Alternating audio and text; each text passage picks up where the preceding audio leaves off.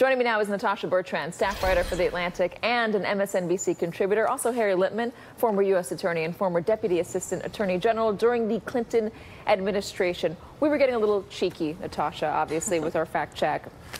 But here's the president. Here's what he's trying to do. He's trying to message that this is a witch hunt. He's trying to message that there are a bunch of Democrats who are trying to take him out of office. The reality is that these are Republicans working on an investigation that they are not leaking about, that this administration or potentially members of Congress or people who have been interviewed have been talking about more than we believe the investigators themselves. And the president is doing everything he can to undercut their credibility in order to save himself from whatever result comes out of it. Right, exactly. It's very obvious at this point because he's been doing it for well over a year with the help of Devin Nunes, especially in Congress. First, it was the unmasked scandal, then it was the FISA abuse scandal for the warrant, then it was, now it's the scandal about the Spygate, which is, the informant allegedly that infiltrated his campaign, which actually never happened.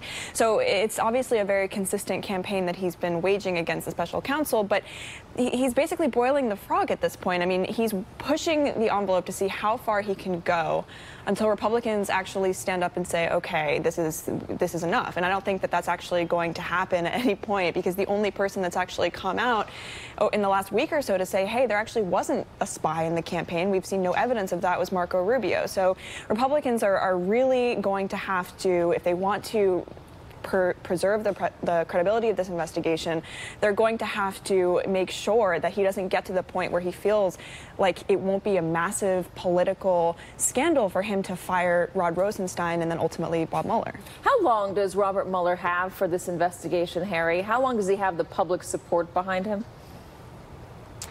A little hard to say. He's already telegraphed that he's going to be forwarding his initial report on obstruction within a few months. He's taken much less time than comparable probes. Nevertheless, the kind of pressure that Trump is putting on him makes the other probe somewhat inapposite. I think his probe will go on literally for years more. The question is when things will be engaged with Trump. But as Natasha says, it's 100% fiction what Trump is saying.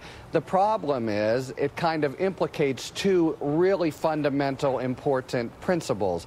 The first is the principle of impartial law enforcement free from political pressure, and Rosenstein and others are the stewards of that principle.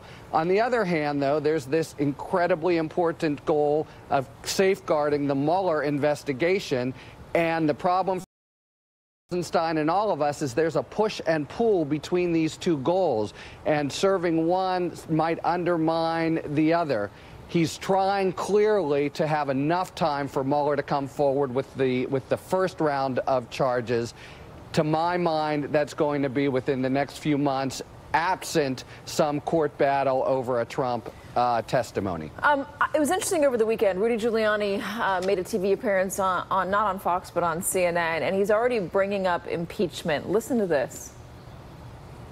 We're defending, to a large extent, remember, Dana, we're defending here, it is for public opinion, because eventually the decision here is going to be impeach, not impeach. Members of Congress, Democrat and Republican, are going to be informed a lot by their constituents. So our jury is as it should be, is the American people. I think it's interesting that he's saying out loud that this is not about whether or not something wrong happened, whether or not the president or those in his circle may have broken the law. This is really about how the public perceives it.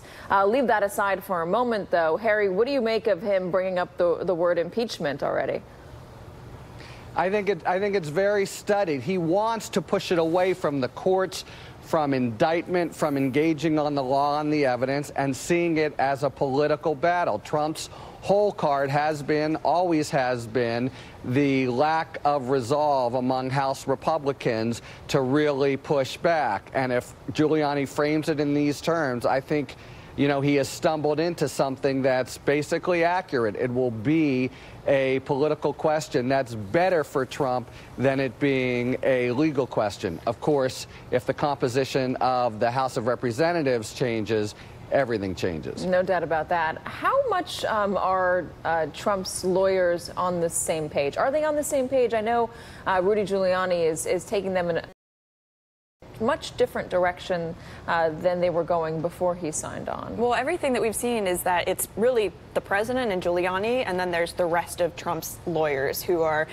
I guess, doing all of the talking with Mueller. Giuliani has come out and said that he did talk to Mueller and that they're still negotiating a sit down. But at this point, Giuliani seems to be more of the president's spokesman, and whether or not there's any coordination between folks like Jay Sekulow and Giuliani, that remains to be seen. But from all the reporting that I've seen and from all the people that I've spoken to, it doesn't seem like there's any real cohesion between Trump's lawyers on the one hand and Rudy Giuliani on the other. I mean, it's not even clear that Giuliani is actually acting as his lawyer at this point. He seems like more of a spokesman. Who's left to be interviewed by the special counsel? Jared Kushner just revealed he sat down for a long interview the other day, or it was revealed that he sat down for a long interview, I should say. Who in the close inner circle is left that we know of? Donald Trump Jr. It seems like he will be sitting down with the special counsel. I'd be surprised if he didn't. Probably Ivanka.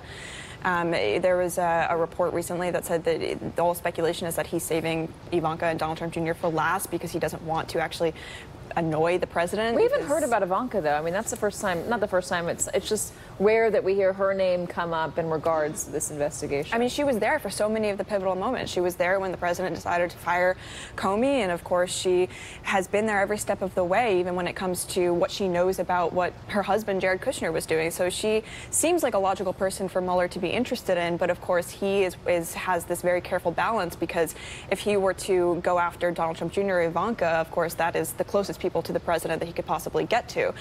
So he doesn't want to rock that boat just yet. Vice President Pence? Yeah, that's another obvious choice. Did he Roger know? Stone? Yeah. Did he know about Mike Flynn's conversations with the ambassador, et cetera? So, you know, what I find interesting, Harry, is I haven't heard. Well, I just want to say one quick point. I think all that's right, but I was going to say Trump Jr. may take the fifth. I think it's possible he actually won't get an interview with Trump Jr. Everyone else I agree with. I'm sorry, go ahead. Harry, we haven't heard about the DNC hack. We haven't. Mueller has. I mean, it's one of the many pieces of the puzzle that every time we get a small glimpse into, we find out Mueller's been on the trail, and for months. I mean, in some ways, the DNC hack is one of the 2 or 3 factual points that could actually join up all the things we do know about Russia and Papadopoulos and WikiLeaks, et cetera, and the states, and Trump Jr. and Kushner and Bannon. Don't forget Bannon, who's spoken to him. So that's right. Remember, Trump comes out right after the June meeting, within minutes, and seems to be predicting the WikiLeaks hack. There's definitely a link to draw in there, but I think Mueller is well prepared to do it. We will see if it's something nefarious or if it is coincidence, but I do think it's very interesting that one of the pivotal moments, the key moments during the 2016 election was the DNC hack, and we haven't heard anything about it in regards to the Mueller investigation, or very little at least. Natasha Bertrand, who's been freezing in this freezing cold studio, we're going to let you go. I'm so sorry, my friend. And Harry Litman, thank you very much.